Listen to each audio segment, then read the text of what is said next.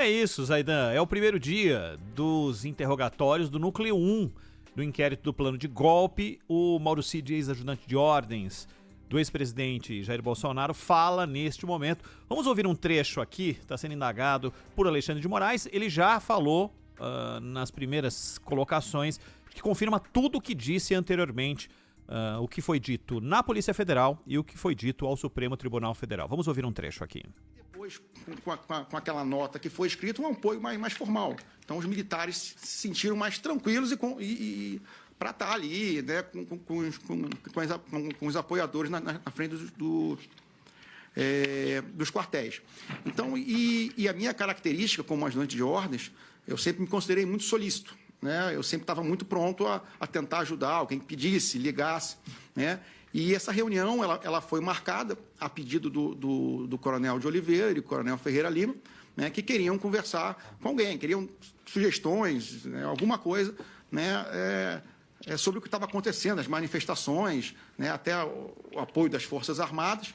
Né, e eu falei, eu não conheço ninguém, eu não tenho contato, meu mundo é restrito ali dentro do Palácio da Alvorada, presidente da República.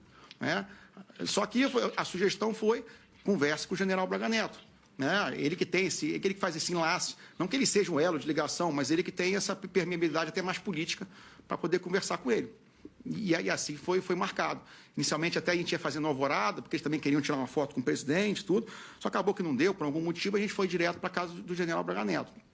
Lá, como eu bem relatei, eu não fiquei, porque o presidente tinha uma agenda mais tarde, até era por videoconferência, né, tem até o link na coisa, eu tinha que voltar até para preparar esse material tudo. Então, eu peguei o início da reunião ali e logo depois eu já me ausentei para ir de volta para o Alvorada.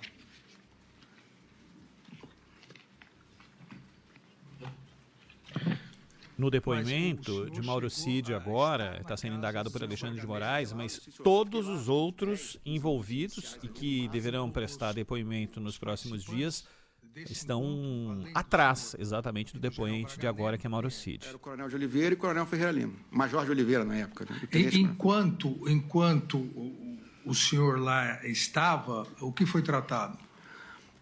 Basicamente, eles estavam insatisfeitos com o rumo do processo eleitoral, né, insatisfeitos com o rumo que até as Forças Armadas estavam tratando esses assuntos, né, e foi uma conversa nesse nível, né, inicialmente desse nível, o que poderia ser feito, o que deveria ser feito, sempre nessa toada. Mas não teve nada, naquele momento que eu estava presente, de radicalismo, ou de planejamento, ou de apresentação formal de alguma ideia ou de alguma ação. O senhor diz que, em determinado momento, o general Braga Neto pede para o senhor se ausentar, porque, a partir dali, seriam tomadas medidas operacionais, e o senhor, por ser muito ligado ao ex-presidente, não poderia participar. Na verdade, foi concomitantemente com a minha saída. Eu tenho que sair, então não é bom que você não fique, vamos conversar, até para não aproximar nada do presidente ou nenhuma relação com manifestantes ou contatos com alguém. Mas ele chegou a dizer isso. Sim, senhor. O general Braga Neto.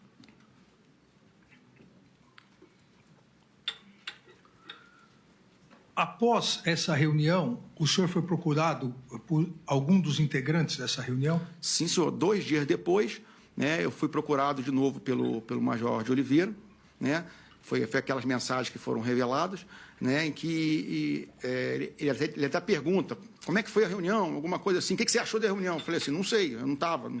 Depois também não corri atrás para saber, não era do meu métier, né. E aí ele falou, estou precisando de dinheiro. Estou precisando de recurso para alguma coisa. Quem disse isso? O Major de Oliveira. Precisando de dinheiro e recurso. Isso. Até inicialmente eu brinquei com ele, 100 mil, até conhecendo ele, era bem um amigo bem chistoso, assim, né, bem brincalhão. E aí eu vi, que realmente eles queriam parecia que queriam trazer pessoas do Rio de Janeiro, né, alguma coisa assim. E aí eu fui procurar o general Braga Neto. Mauro Cid é o primeiro a depor. Depois virão Alexandre Ramagem, ex-diretor da Agência Brasileira de Inteligência, Almir Garnier, ex-comandante da Marinha, Anderson Torres, ex-ministro da Justiça, Augusto Heleno, ex-ministro do Gabinete de Segurança Institucional, Jair Bolsonaro, ex-presidente da República, Paulo Sérgio Nogueira, ex-ministro da Defesa, e Walter Braga Neto, general da reserva e ex-ministro da Casa Civil, que está preso. Esse é o início da parte mais importante desse inquérito e que chega agora ao depoimento dos réus. Zaidan. Exatamente. O Bolsonaro é o 6º da lista. Claro que o Mauro Cid tinha de ser o primeiro, até para que os outros réus pudessem saber o que o Mauro Cid falou na sua colaboração premiada. Por isso o Mauro Cid é o primeiro a depor. Exatamente por isso, para que todos os outros saibam.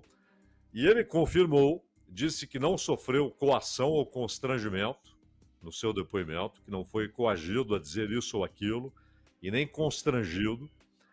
Disse ainda, interessante isso, Ronald, que Garnier era o mais radical, segundo Mauro Cid, e que o Braga Neto era quase um moderado, o que muda um pouco a ideia de que o Garnier apenas resolveu aderir dentro daqueles relatos que foram feitos, inclusive pelo Batista Júnior e pelo Freire Gomes, de que o Garnier teria se colocado à disposição.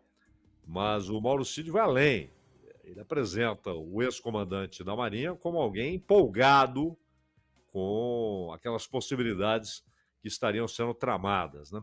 E disse ainda, esse é um ponto-chave, inclusive para o depoimento do Bolsonaro, talvez ocorra amanhã, talvez na quarta, depende da velocidade das coisas, mas ele disse que, basicamente, eles estavam trabalhando com duas opções. Ou encontrar alguma irregularidade nas urnas eletrônicas, alguma possibilidade de fraude, e fazer todo o alarde possível para que houvesse outra eleição.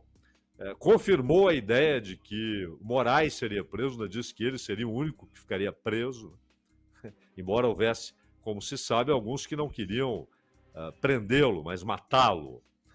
E disse que nada foi encontrado, que basicamente eles trabalhavam com estatísticas. Então eles pegavam os dados do próprio TSE e tentavam encontrar ali brechas que pudessem ser denunciadas como provas de que o sistema era inseguro e poderia ser manipulado. Não encontraram, disse o Mauro Cid. E a alternativa a essa ideia era exatamente provocar tumultos e contar, então, com as Forças Armadas. E ele disse que nada avançou, nenhum plano claro, explícito foi apresentado, exatamente pela negativa do Exército e da Aeronáutica. Acho que são pontos-chave no depoimento do Mauro Cid, que, claro, vão alimentar os demais depoimentos, inclusive o do Bolsonaro.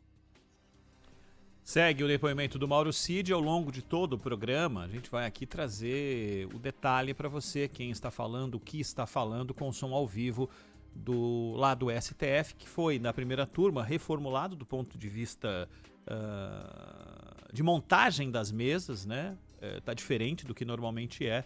Os réus estão todos com seus advogados, estão numa parte de trás, à frente deles, de costas para esses, está aquele que depõe naquele momento, e na frente deles os ministros do Supremo, PGR, enfim, quem está fazendo ali as indagações.